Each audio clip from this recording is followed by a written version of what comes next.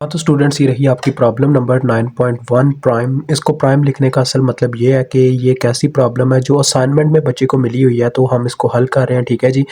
तो वो कहता है कि डिटरमाइन करें लोड इम्पीडेंस को जो कि ZL से प्रेजेंट की गई है आपकी शेप के अंदर, नीडेड जिसकी हमें ज़रूरत है टू इंश्योर डैट कि लोड को मैक्सिमम पावर मिल सके, और वो जो मैक्सिमम पावर लोड को मिलेगी वो भी हमें फाइंड आउट करनी होगी। तो इसके लिए हम बच्चों पता है क्या करेंगे, ZL को यहाँ से जो जहाँ पे ZL अटैच है यानी कि लोड इम्पीडेंस अटैच है उसको हटा के या तो वहाँ पे ओपन सर्किट के थ्रू थेवेनिन्स थ्योरम लगाएंगे या शॉर्ट वायर के थ्रू नॉर्टन्स थ्योरम लगाएंगे। तो यहाँ पे मैं थेवेनिन्स थ्योरम ही रिकमेंड करता हूँ ज़्यादातर बच्चों को। तो देखें यहाँ पे हम थेवेनिन्स थ्योरम ही लगाएंगे। देखें ज़रा गौर कीजिएगा, ये जो यहाँ पे ये सर्किट ड्रा हुआ है ना, सोर्स, ये सोर्स जो नज़र आ रहा है, यहाँ पे आप प्लस माइनस का साइन ऐसे अंदर लिख भी सकते हैं, कोई फ़र्क नहीं पड़ता। 36 into phasor angle 0 degree volt, ठीक है, ये इतने वोल्टेज है।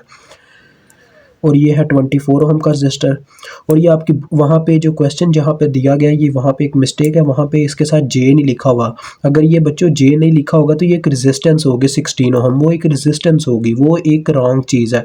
अगर कैपेसिटेंस का साइन है तो उसके साथ जे नहीं लिखा हुआ तो डैट्स वाई इसका मतलब वो रॉन्ग है, आपका क्वेश्चन में कोई गलती रह गई हुई है, उसको ठीक कर लें। ठीक है, J16 ओम आएगा। अब हम क्या करेंगे, इस लोड इम्पीडेंस को उतार के यहाँ पे ओपन पोल लगा के वोल्टेज मेंशन कर देंगे प्लस माइनस VOC, यानी कि ओपन सर्किट वोल्टेज। यहाँ पे लगेगा कौन सा फार्मूला, यहाँ पे तरीका इस्तेमाल किया जाएगा थेवेनिन्स का। इसी तरह से आपके वहाँ क्वेश्चन में बच्चे इंडक्टेंस के साथ भी जे नहीं था लगा हुआ, वो भी मैंने ठीक कर दिया। ठीक है, J8 ओम आएगा। ठीक है, ये मिस्टेक्स हैं, क्योंकि अगर सिंपल 8 ओम हो और सिंपल 16 ओम हो तो फिर ये वाले साइन नहीं लगते, वो सिंपल साइन लगते हैं रेजिस्टेंस वाले, ये वाले जो यहाँ पे लगे हुए हैं। और ये है 2 into phasor angle 0 degree ampere, ऐसे लिखा जाएगा इसे। ये हमारे पास आ गया।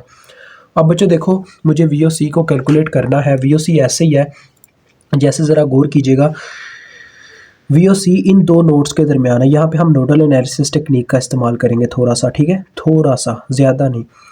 तो नोडल एनालिसिस टेक्निक के अकॉर्डिंग ये हमारे पास एक नोड बना। नोड उस पॉइंट को कहा जाता है जहाँ पे एक से ज़्यादा चीज़ों की वायर आके अटैच हो। यहाँ पे देखो बच्चों कितनी वायर अटैच है, 3 वायर्स अटैच है, एक इस कैपेसिटेंस की, एक इस रेजिस्टर की और एक ओपन सर्किट की। तो यहाँ पे हम ले लेते हैं V1 वोल्टेज।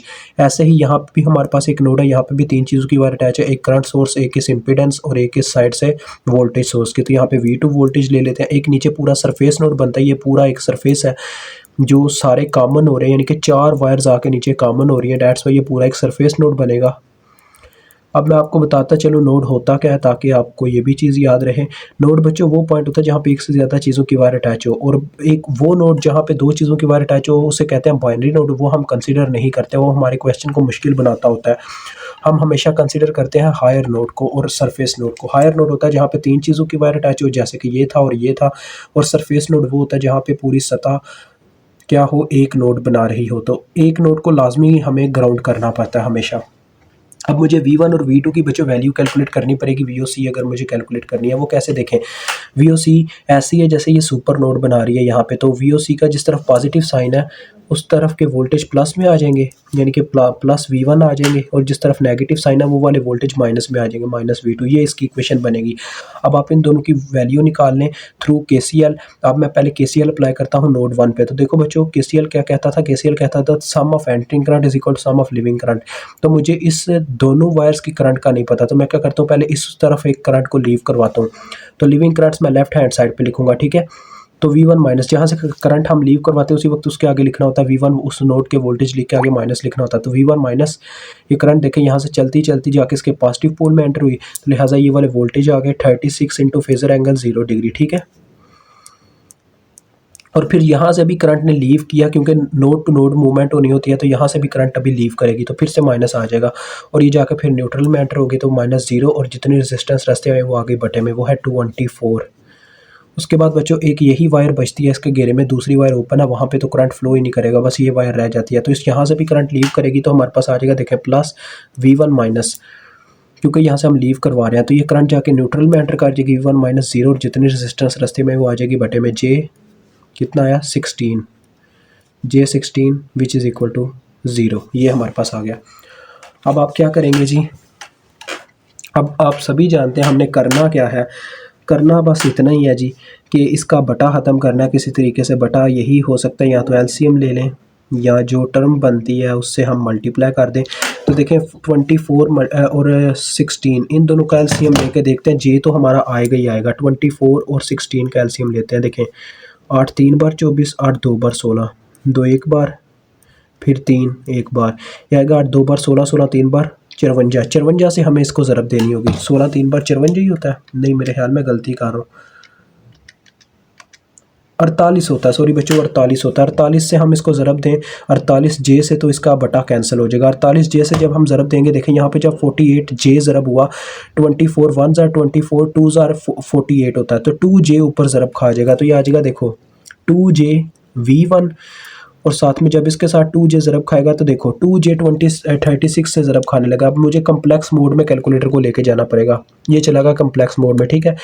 यहाँ पे 2 आयोटा हमारा ज़रब खा रहा है, यानी जे का मतलब होता है आयोटा, जो कि ज़रब खा रहा है किसके साथ, 36 के साथ। 36 इंटू फेज़र एंगल 0 डिग्री। ये देखो ये फेज़र एंगल का साइन यहाँ से आता होता है, ये इसके ऊपर शिफ्ट दबा के ये दबाओगे तो फेज़र एंगल आ जाएगा जो कि 0 डिग्री है, ये हमने लिख दिया। तो ये आएगा 72 जे, ठीक है। ये देखिए उसने खुद बता दिया, और ये माइनस में आएगा क्योंकि माइनस का साइन ऑलरेडी सेंटर में मौजूद था, तो ये आ जाएगा -72 जे, ठीक है। अब मज़ीद आगे बढ़ते हैं बच्चों, तो देखो इसकी बारी आती है। अब यहाँ पे है 16 जे, 16 जे के साथ जब आके 48 जे ज़रब खाएगा, जे जे से कैंसिल हो जाएगा, 16 एक बार 16 3 बार 48 होता है, ऊपर 3 ज़रब खा जाएगा, 3V1 आ जाएगा विच इज़ इक्वल टू 0। तो यहाँ पे अब आपने पता क्या करना है, V1 कॉमन ले लेना है, जो कॉमन आता है देखो यहाँ पे 2 जे और वहाँ पे 3 बचता है, तो 3 + 2 जे यहाँ पे बच गया, और ये जो 72 जे इसको उठा के आप पहले ही दूसरी साइड पे ले जा चुके होगे, ठीक है। उधर जाके ये प्लस हो चुका होगा, तो यहाँ से V1 की आपको वैल्यू मिल जाएगी जो कि क्या आएगी, देखो 72 डिवाइडेड बाय 3 + 2 जे, जो कि ये है 72 जे। अब मैं इसको कैलकुलेटर पे फिर से सॉल्व करता हूँ। कम्प्लेक्स मोड में रखोगे तो ये भी आपको वहीं पे सॉल्व होकर मिल जाएगा। देखें 72 आयोटा ओवर 3 + 2 आयोटा, यही है ना, देखें सेम टू सेम यही टर्म है। तो देखो ये मुझे मिल रहा है 144 को यार इशारिये में लिखना बेहतर रहेगा, 11.07 यानी कि 11.1 और 16.11, इसको सिर्फ लिख लो 11 + 16.6 जे। ये आपके पास आ गया V1 11 पॉइंट नहीं सॉरी 11 प्लस, यानी कि उसको इग्नोर कर दिया आगे इशारिये वाली टर्म सारी को, ठीक है, इसको हमने इग्नोर कर दिया, प्लस 16.61 जे वोल्ट। ये आपके पास V1 की वैल्यू आ गई, ठीक है। अब आप V2 की वैल्यू निकालोगे उस साइड से। देखो बच्चों V2 के ऊपर अब मैं KCL लगाऊंगा, ज़रा गौर कीजिएगा। V2 के ऊपर जब मैं KCL लगाऊंगा तो मेरे पास क्या टर्म आएगी, देखें V2 के ऊपर जब KCL लगाया तो पहले एक एंट्रिंग करंट भी है और एक लीविंग करंट भी मैं बनाऊंगा इस वायर की करंट लिखने के लिए। तो यहाँ से मैं एक करंट को लीव करवाता हूँ तो उसी वक्त मुझे लिखना पड़ेगा V2 माइनस, आगे ये जाके न्यूट्रल में एंटर कर जाएगी तो V2 माइनस 0, जितनी रेजिस्टेंस रस्ते में वो आगे बटे में J8। और दूसरी देखें एक एंट्रिंग करंट एंटर कर रही है तो उसको लिखा जाएगा इज इक्वल टू की राइट हैंड साइड पे 2 into phasor angle 0 degree. Next क्या होगा, देखो बच्चों आ जाएगा V2 is equal to 2 into phasor angle 0 degree, ये उधर जाके मल्टीप्लाई हो जाएगा 8J, इसको भी कैलकुलेटर के थ्रू ही हम करेंगे। तो देखते हैं क्या मिलता है, 2 into phasor angle 0 degree, sorry यार ये क्या हो गया, मल्टीप्लाई बाय 8J 8 आयोटा।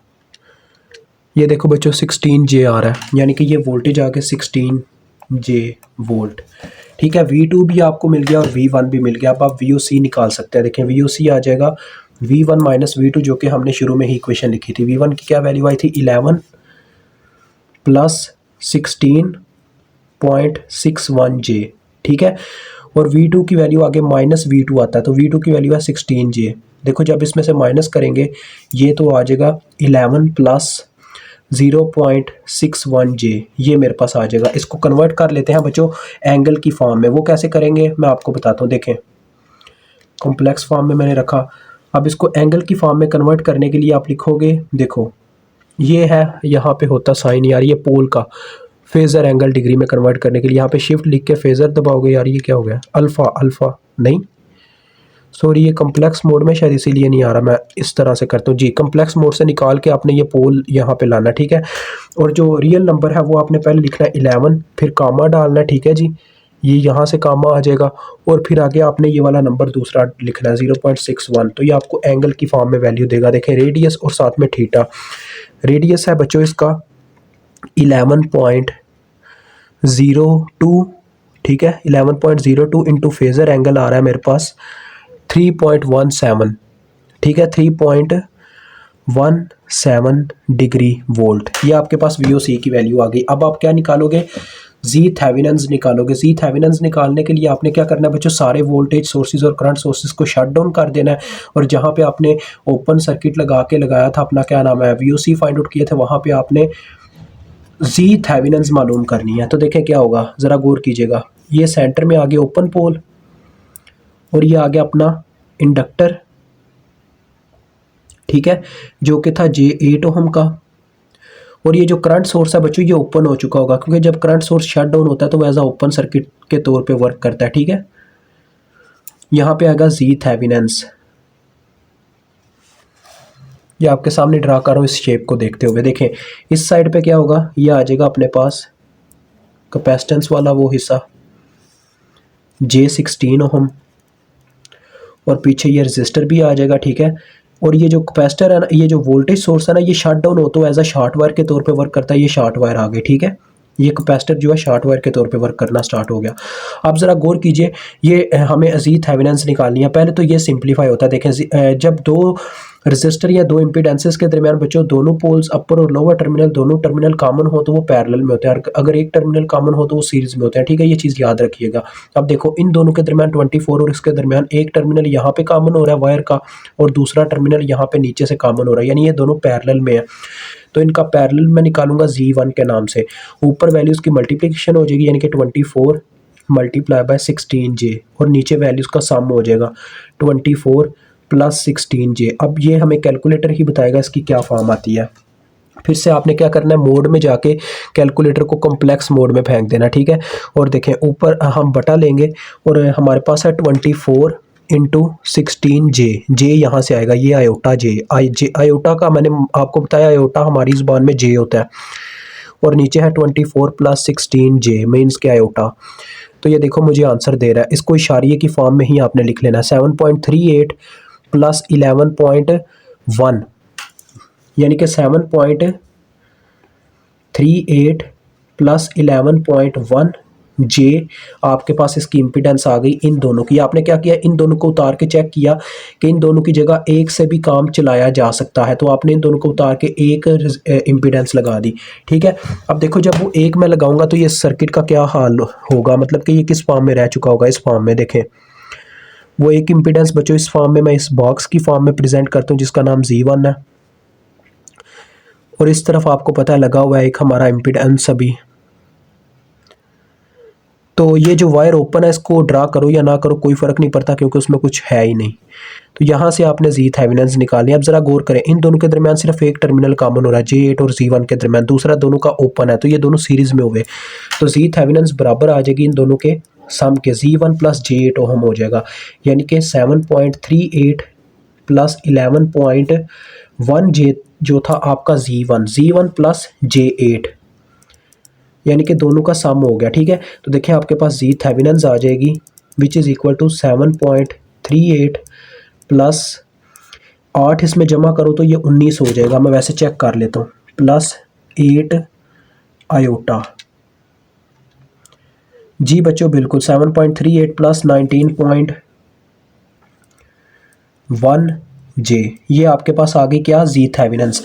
अब जी थेवेनिन्स तो आपने निकाल लिया है, लेकिन हमारा मेन जो मुद्दा था वो था ZL की वैल्यू निकालना और मैक्सिमम पावर निकालना। ZL की वैल्यू अब आप पता कैसे निकालोगे, ZL की वैल्यू बच्चों बराबर होती है स्टेरिक ऑफ जी थेवेनिन्स।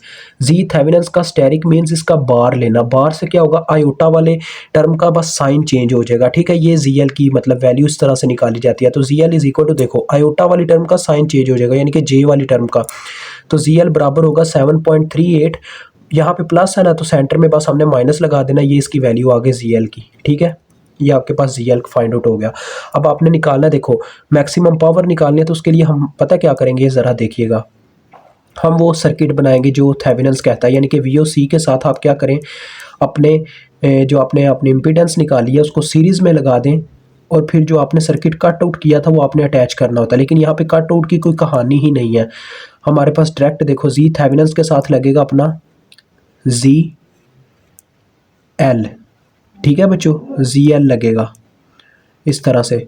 अब मुझे चाहिए क्या, देखें मुझे जी एल की पावर फाइंड आउट करने के लिए, एवरेज पावर जो उसने बोला है पी एल फाइंड आउट करने के लिए इसका फार्मूला होता है आई स्केयर आर होता है एक, और एवरेज पावर निकालने के लिए फार्मूला होता है 1/2 आई स्केयर आर। ये बच्चों फार्मूला होता है I square R L, average power निकालने के लिए, क्योंकि मैंने मैक्सिमम एवरेज पावर निकालनी है तो ये इसका फार्मूला होगा।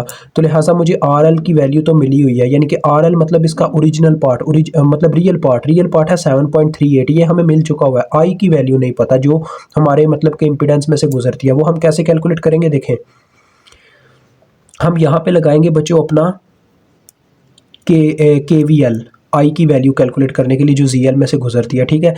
तो आई की वैल्यू देखें कैलकुलेट हो जाएगी कैसे, ज़रा गौर कीजिएगा, आपके सामने ही निकालूंगा मैं। आई इज इक्वल, यहाँ से हम चलना स्टार्ट करते हैं, देखें करंट इसके नेगेटिव पोल में एंटर करेगी तो ये आ जाएगा माइनस वी ओ सी।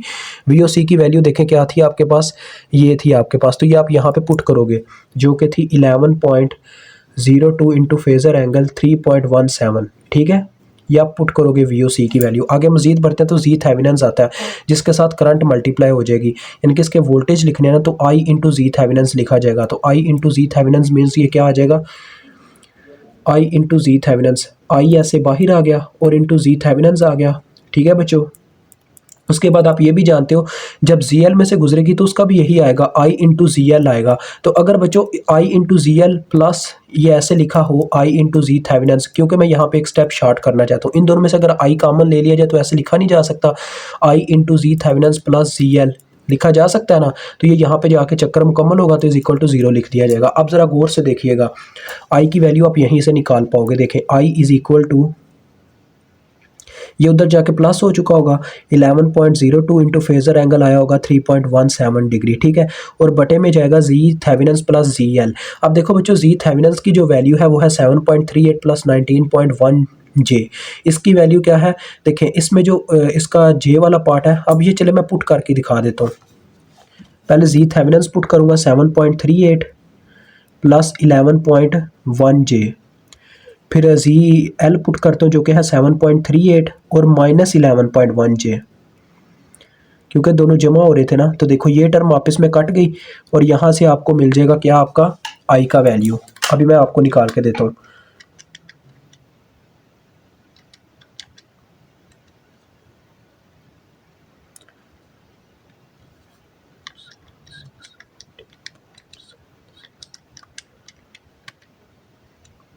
तो ये बच्चों आपके पास करंट का वैल्यू आ रहा है 0.74 into phasor angle 0.74 into phasor angle 3.17 degree ampere, ये आपके पास करंट का वैल्यू आया, ठीक है जी। अब आप मैक्सिमम पावर निकाल सकते हो, मैक्सिमम पावर में भी आप बस करंट का रियल पार्ट पुट करोगे, ना कि आपने ये इसका फेजर एंगल पुट करने बैठना है, ठीक है। तो पी एल बराबर आ जाएगा 1/2 आई का स्केयर मीन्स 0.74 का स्केयर, और साथ में आर एल आपके पास कितना है, आर एल आपके पास 7.38 है। तो यहाँ से आपको पी एल मिल जाएगी। अब निकालते हैं पी एल कितनी आती है, 1/2 इंटू 0.74 का स्केयर इंटू 7.38। तो ये बच्चे मेरे पास आई है 2.02 वाट, ठीक है जी, 2.02 वाट ये आपका आंसर है। मुझे उम्मीद आपको समझ आ गई होगी। खुदा हाफिज़।